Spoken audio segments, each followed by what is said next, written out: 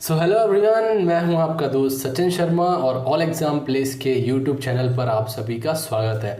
दोस्तों, हमारी नई सीरीज़ के तहत हम अपने इन वीडियोस में डेली करंट अफेयर्स का डिस्कशन करते हैं और इसी क्रम में आज हम 27 जुलाई 2020 के सभी इंपॉर्टेंट करंट अफेयर्स के क्वेश्चंस का डिस्कशन करेंगे। ये करंट अफेयर्स के question bank, SSC, railway, Vyapam, state, PSC जैसे एग्जाम्स में आपके लिए बहुत ही इंपॉर्टेंट साबित होने वाले हैं। दोस्तों, अपने लेसन को शुरू करने से पहले अगर आपने अभी तक ऑल एग्जाम प्लेस के यूट्यूब चैनल को सब्सक्राइब नहीं किया है तो प्लीज़ इस चैनल को सब्सक्राइब करें। तो चलिए हम शुरू करते हैं हमारा अपना आज का लेसन। हमारा आज का पहला प्रश्न है, वर्ष 2021 के खेलो इंडिया यूथ गेम्स की मेजबानी कौन सा राज्य करेगा। दोस्तों, हरियाणा जो है ये वर्ष 2021 के टोक्यो ओलंपिक के बाद खेलो इंडिया यूथ गेम्स के चौथे संस्करण की मेजबानी करेगा। इसका मतलब ये हुआ कि ये जो खेलो इंडिया यूथ गेम्स होगा ये इसका चौथा एडिशन होगा। इसकी घोषणा किसने की है तो हरियाणा के जो सीएम हैं मनोहर लाल खट्टर, इन्होंने, और केंद्रीय खेल मंत्री जो है हमारे किरण रिजिजू, इन्होंने वीडियो कॉन्फ्रेंसिंग के माध्यम से इन खेलों के आयोजित किए जाने की घोषणा की है। अब हम ये देखते हैं कि इन खेलों का आयोजन हरियाणा में कहाँ पर किया जाएगा। तो दोस्तों, हरियाणा के पंचकूला में इन खेलों का आयोजन किया जाएगा। दोस्तों, खेलो इंडिया यूथ गेम के इतिहास की बात करें तो इसकी शुरुआत 2018 में हुई थी। पहले खेलो इंडिया यूथ गेम जो है ये जनवरी-फरवरी 2018 में नई दिल्ली में आयोजित किए गए थे। तो जो हमारा प्रश्न क्रमांक 1 है कि 2021 के खेलो इंडिया यूथ गेम्स की मेजबानी कौन सा राज्य करेगा, तो ये करेगा सी, हरियाणा।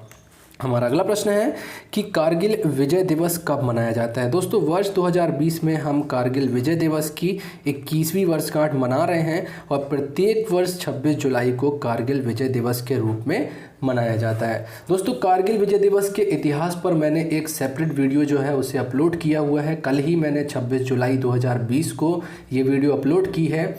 इस चैनल पर जो है अपलोड है ऑलरेडी, जिसमें 1999 में हुए कारगिल युद्ध की तत्कालीन परिस्थितियों पर मैंने डीप में डिस्कशन किया है। और आपने अगर वो वीडियो अभी तक नहीं देखा है तो प्लीज़ हमारी प्लेलिस्ट में जाकर के वो वीडियो ज़रूर से देखें। तो जो हमारा प्रश्न 2 है कि कारगिल विजय दिवस कब मनाया जाता है, तो ये मनाया जाता है 26 जुलाई को। हमारा अगला प्रश्न है कि साहिल सेठ जो हैं इन्हें किस अंतर्राष्ट्रीय संगठन के सीसीआई का मानद सलाहकार नियुक्त किया गया है। दोस्तों, साहिल सेठ जो हैं इन्हें हाल ही में BRICS Chamber of Commerce and Industry के युवा नेताओं की जो संचालन समिति है उसका मानद सलाहकार इन्हें नियुक्त किया गया है। ये 2020 से 2023 की अवधि तक ब्रिक्स सीसीआई के मानद सलाहकार के रूप में कार्य करते रहेंगे। इनके वर्तमान कार्य की बात करें तो ये वर्तमान में मुंबई सीमा शुल्क में उपायुक्त के पद पर कार्यरत हैं। ब्रिक्स बहुत ही इम्पॉर्टेंट संगठन है दोस्तों। हमेशा इस संगठन से प्रश्न परीक्षाओं में पूछे जाते हैं और आगे भी निश्चित ही पूछे जाएंगे। तो आज मैं आपको ब्रिक्स का पूरा इतिहास बताने वाला हूँ। ब्रिक्स जो है एक बहुत ही इम्पॉर्टेंट ऑर्गेनाइजेशन है और ब्रिक्स के इतिहास की हम बात करें तो ब्रिक्स दुनिया की 5 अग्रणी या दुनिया की 5 सबसे बड़ी हुई उभरती हुई अर्थव्यवस्थाओं का समूह है। इसमें ब्राज़ील, रूस, भारत, चीन और दक्षिण अफ्रीका शामिल है। दोस्तों, हुआ ये था कि 2001 में गोल्डमैन सेक्स के अर्थशास्त्री थे एक, जिनका नाम है जिम ओ नील। इन्होंने जो है ब्राज़ील, रूस, भारत और चीन की अर्थव्यवस्थाओं के विकास की संभावनाओं पर एक रिपोर्ट प्रकाशित की थी और वर्ष 2006 से भारत, ब्राज़ील, चीन और रूस के जो विदेश मंत्री है, जब संयुक्त राष्ट्र की महासभा में ये सब शामिल होते थे तो महासभा की सामान्य बहस के अंत में ये जो विदेश मंत्री होते थे ये अनौपचारिक राजनयिक बैठकें जो है ये किया करते थे। इसके बाद वर्ष 2009 में रूस के येकातेरिनबर्ग में पहला ब्रिक्स शिखर सम्मेलन आयोजित किया गया। अभी ये ब्रिक्स नहीं हुआ है, अभी ये ब्रिक है, BRIC है। और इस सम्मेलन में वैश्विक वित्तीय व्यवस्थाओं में या ग्लोबल फाइनेंशियल सिस्टम में सुधार जैसी मुद्दों पर चर्चा की गई थी। फिर 2010 में ये हुआ कि दक्षिण अफ्रीका को जो है ब्रिक में शामिल होने के लिए आमंत्रित किया गया, इन्हें निमंत्रण दिया गया था और तब से जो है वह दक्षिण अफ्रीका के शामिल होने के बाद इसे ब्रिक्स कहा जाने लगा। मार्च 2011 में दक्षिण अफ्रीका ने पहली बार चीन के सान्या में तीसरे ब्रिक्स शिखर सम्मेलन में जो है भाग लिया था। दोस्तों, ब्रिक्स शिखर सम्मेलन की अध्यक्षता प्रतिवर्ष ब्रिक्स जो है इसके क्रमानुसार सदस्य देशों के सर्वोच्च नेताओं द्वारा की जाती है। जैसे RICS है, मतलब पहला ब्राज़ील में होगा, दूसरा रशिया में होगा, तीसरा इंडिया में होगा, चौथा चीन में होगा, पांचवा साउथ अफ्रीका में होगा और फिर छठवें से ये ब्राज़ील से शुरू हो जाएगा। दोस्तों 2020 की जो ब्रिक्स समिट है ये रूस में इसी महीने जुलाई में होने वाली थी, लेकिन आप सभी को पता है वर्ल्ड में कोविड-19 का जो पेंडेमिक चल रहा है इसके चलते इसे पोस्टपोन कर दिया गया है। तो ये था ब्रिक्स का इतिहास। अब वापस लौटते हैं अपने प्रश्न की ओर। हमारा जो प्रश्न है कि जो साहिल सेठ हैं इन्हें किस अंतर्राष्ट्रीय संगठन का मानद सलाहकार नियुक्त किया गया है, तो हमारा सही उत्तर है बी, ब्रिक्स। हमारा अगला प्रश्न है कि हाल ही में किस राज्य या यूनियन टेरिटरी में बदहाल सड़कों में सुधार हेतु मैग्नेमाइजेशन प्रोग्राम का शुभारंभ किया गया है। दोस्तों जम्मू एवं कश्मीर के जो उपराज्यपाल हैं जिनका नाम है गिरीश चंद्र मुर्मू, इन्होंने क्या किया है कि जम्मू कश्मीर की सड़कों में सुधार के लिए मैग्नेमाइजेशन प्रोग्राम शुरू करने की घोषणा की है। इस प्रोग्राम के तहत जो है गिरीश चंद्र मुर्मू ने केंद्र शासित प्रदेश जम्मू एवं कश्मीर की 11,000 किलोमीटर लंबी सड़कों के 100% मैग्नेमाइजेशन के लिए मंजूरी प्रदान की है। मैग्नेमाइजेशन मतलब ये हुआ कि सड़कें तो बनी हुई हैं, इन्हें जो है दोबारा से रीबिल्ड किया जाएगा। तो जो हमारा प्रश्न है कि किस राज्य या यूनियन टेरिटरी में बदहाल सड़कों में सुधार हेतु मैग्नेमाइजेशन प्रोग्राम का शुभारंभ हुआ है, तो ये हुआ है बी, जम्मू एवं कश्मीर में। हमारा अगला प्रश्न है कि भारतीय मूल की कला नारायण स्वामी को किस देश ने राष्ट्रपति पुरस्कार से सम्मानित किया है। दोस्तों भारतीय मूल की एक नर्स हैं जिनका नाम है कला नारायण स्वामी, इन्हें जो है सिंगापुर में कोविड-19 महामारी के दौरान फ्रंट लाइन पर सेवा देने के लिए सिंगापुर के नर्सों को दिए जाने वाले राष्ट्रपति पुरस्कार से सम्मानित किया गया है। कला नारायण स्वामी जी की बात करें तो ये वुडलैंड्स हेल्थ कैंपस जो है सिंगापुर में, यहाँ पर बतौर नर्सिंग उपनिदेशक के तौर पर ये सेवारत हैं वहाँ पर। और कोरोना वायरस से मिलती जुलती एक बीमारी जो 2003 में आई थी जिसका नाम था सार्स, इस महामारी के दौरान इन्होंने संक्रमण नियंत्रण के प्रयासों को सीखा था और उन्हीं प्रयासों को इन्होंने यहाँ पर अप्लाई किया है और इन्हीं प्रयासों के चलते जो है इन्हें इस सम्मान से सम्मानित किया गया है। आपके लिए ये प्रश्न है कि सार्स वायरस का फुल फॉर्म आपको नीचे कमेंट बॉक्स में बताना है। तो जो हमारा प्रश्न है कि कला नारायण स्वामी को किस देश के राष्ट्रपति पुरस्कार से सम्मानित किया गया है, तो ये किया गया है बी, सिंगापुर। हमारा अगला प्रश्न है कि हाल ही में रिजर्व बैंक ने किस देश के साथ $400 मिलियन की मुद्रा अदला बदली के समझौते पर हस्ताक्षर किए हैं। दोस्तों इकोनॉमी का पॉइंट है ये, या इकोनॉमी का क्वेश्चन है, बहुत ही इंपॉर्टेंट क्वेश्चन है, इसे आप ध्यान से सुनिएगा। RBI ने दोस्तों क्या किया है कि हाल ही में श्रीलंका के साथ $400 मिलियन की मुद्रा अदला बदली के समझौते पर हस्ताक्षर किए हैं।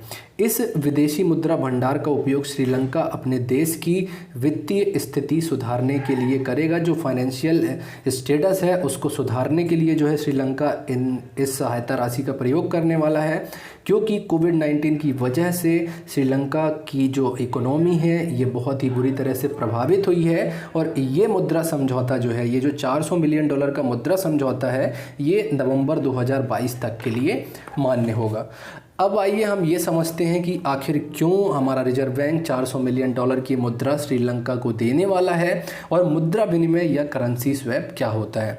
दोस्तों हमको इसके लिए पीछे 2012 में जाना होगा। 2012 में जो सार्क के देश हैं इनके बीच एक समझौता हुआ था कि सार्क के जो भारत को छोड़कर बाकी के 7 देश हैं, अगर इन्हें विदेशी मुद्रा की आवश्यकता पड़ती है तो जो हमारा भारतीय रिजर्व बैंक है उन्हें न्यूनतम $100 मिलियन, मतलब कम से कम उनको $100 मिलियन लेना ही होगा अगर वो लेना चाहते हैं तो। और अधिकतम राशि जो थी वो $400 मिलियन की विदेशी मुद्रा की थी, मतलब वो न्यूनतम $100 मिलियन ले सकते हैं और अधिकतम $400 मिलियन की राशि जो है वो भारतीय रिजर्व बैंक से प्रदान कर सकते हैं, जिससे कि वो अपने देश की इकोनॉमी को रिवाइव या रिबिल्ड कर सकें। इसके लिए वे देश कैसे उस ऋण को लौटाएंगे, मतलब जो ऋण लेने वाला देश है वो कैसे इस ऋण को लौटाएगा, ऋण जो है वो शॉर्ट टर्म होगा, ऋण जो है वो लॉन्ग टर्म होगा, ये सब बातें जो हैं ये इस समझौते में कर ली गई थी। और इन्हीं सब सब बातों को जो है इन समझौतों में डिसाइड कर लिया गया था। अब सार्क के जो सदस्य देश हैं तो वो चाहें तो सार्क फ्रेमवर्क के इस समझौते के तहत भारत से चाहे तो वो इंडियन करेंसी में पैसे ले सकते हैं, चाहे तो वो डॉलर में ले लें या फिर यूरो में ले लें। इन करेंसियों की वो चाहें तो मांग कर सकते हैं। और इसी फ्रेमवर्क के तहत श्रीलंका ने क्या किया है, भारत से $400 मिलियन की पेशकश की है। क्यों की है $400 मिलियन की? क्योंकि $400 मिलियन हमने जो समझौता हुआ था उसमें बोला था कि अधिकतम $400 मिलियन ही ले सकते हो भैया। तो $400 मिलियन की पेशकश जो है ये श्रीलंका ने की है ताकि अभी वो अपनी इकोनॉमी को फिर से रीबिल्ड कर सके। और जो पीछे मैंने आपको बताया कि नवंबर 2022 तक मान्य होगा, तो इसका मतलब ये हुआ कि आने वाले नवंबर 2022 तक श्रीलंका को ये करेंसी स्वैप के तहत जो उसे रकम मिलने वाली है उस पे जो भी टर्म होगी, जो भी कंडीशन होगी, वो सब रिजर्व बैंक ने डिसाइड करी होंगी। वो तो मुझे नहीं पता है, लेकिन मुझे ऐसा लगता है कि 2022 तक इन्हें ये जो ऋण है हमें वापस से लौटाना होगा। तो लौटते हैं अपने प्रश्न की ओर। हमारा जो प्रश्न है कि किस देश को हमने $400 मिलियन की करेंसी स्वैप के समझौते पर हस्ताक्षर किए हैं, तो ये हमने किए हैं सी, श्रीलंका से। हमारा अगला प्रश्न है कि दसॉल्ट किस देश की लड़ाकू विमान निर्माता कंपनी है। दोस्तों दसॉल्ट जो है ये फ्रांस की लड़ाकू विमान निर्माता कंपनी है। चर्चा में क्यों आई है ये? इसलिए आई है क्योंकि आज ही भारत जो है यहाँ पर 5 राफेल विमान, लड़ाकू विमान जो हैं ये भारतीय वायुसेना में शामिल होने के लिए फ्रांस से उड़ान भर चुके हैं। अब ये जो है हरियाणा के अंबाला एयरबेस में लाए जा रहे हैं। ये 5 लड़ाकू विमान जो हैं 29 जुलाई को भारत पहुंच जाएंगे। क्योंकि आप देख ही रहे हैं चीन से हमारी तनातनी वर्तमान के समय में चरम पर है, इसलिए इस समय इन लड़ाकू विमानों का भारत आना महत्वपूर्ण भी माना जा रहा है। दोस्तों ये जो फाइटर जेट प्लेन है ये कल यानी 28 जुलाई को यूएई के अल डाफरा एयरबेस पहुंचेंगे और यहाँ पर इन विमानों की चेकिंग की जाएगी, इसके बाद इनकी रिफ्यूलिंग की जाएगी और इसके बाद ये फिर से भारत के लिए उड़ान भरेंगे। अगर हम राफेल समझौते की बात करें तो ये भी थोड़ा ब्रीफ में आपको मैं बता देता हूँ कि भारत और फ्रांस के बीच जो है 36 राफेल लड़ाकू विमान की डील हुई है। इसमें से अभी 5 विमान की डिलीवरी जो है फ्रांस भारत को कर रहा है। बाकी के जो फाइटर जेट हैं ये 2022 तक डिलीवरी होने की संभावना जो है ये जताई जा रही है। सितंबर 2016 में क्या हुआ था कि हमने फ्रांस के साथ जो है ये 58,000 करोड़ 58,000 करोड़ रुपए में 36 राफेल लड़ाकू विमान खरीदने के समझौते पर हस्ताक्षर किए थे। और इन फाइटर जेट्स को जो है दसॉल्ट एविएशन नामक कंपनी जो है उसने तैयार किया है। इसलिए मैंने ये क्वेश्चन बनाया है कि दसॉल्ट किस देश की लड़ाकू विमान निर्माता कंपनी है। तो हमारा जो क्वेश्चन है इसका सही आंसर है डी, फ्रांस। हमारा आखिरी प्रश्न है कि भारत ने चीन की कितनी और एप्लीकेशंस पर बैन लगा दी है। दोस्तों हाल ही में केंद्र सरकार ने आज ही के दिन भारत और चीन के बीच जारी तनाव के बीच 47 और चीनी ऐप्स पर बैन लगा दिया है। इसके पहले आप सभी को पता होगा कि भारत सरकार ने 59 चीनी ऐप्स पर जो है पिछले 29 जून को बैन लगा दिया था।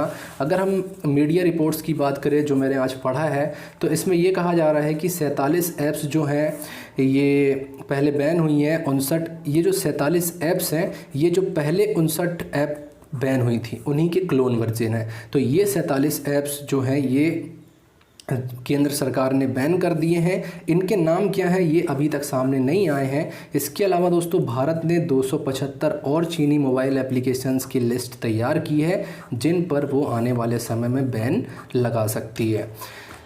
जिन ऐप्स पर सरकार ने प्रतिबंध लगाया है वो ऐप्स देश की डाटा प्रोटोकॉल का उल्लंघन करती थी इसलिए, और इन पर जो है ये आरोप लगा है कि ये जो इनके यूज़र्स हैं इनकी निजी जानकारी जो है ये ऐप्स के माध्यम से ये चोरी कर रहे हैं और इसी के चलते इन पर प्रतिबंध लगाया गया है। तो दोस्तों यहीं पर ख़त्म होता है हमारा आज का लेसन। उम्मीद करता हूँ कि आपको जो है हमारी ये करंट अफेयर्स की सीरीज़ पसंद आ रही होगी। अगर आप चाहें तो मुझे इंस्टाग्राम पर भी फॉलो कर सकते हैं। अगर आपको हमारा ये लेसन पसंद आया तो इसे अपने दोस्तों के साथ ज़्यादा से ज़्यादा शेयर करें और आपके कीमती सुझाव हमारे चैनल पर सदैव आमंत्रित हैं। So thanks for watching this video.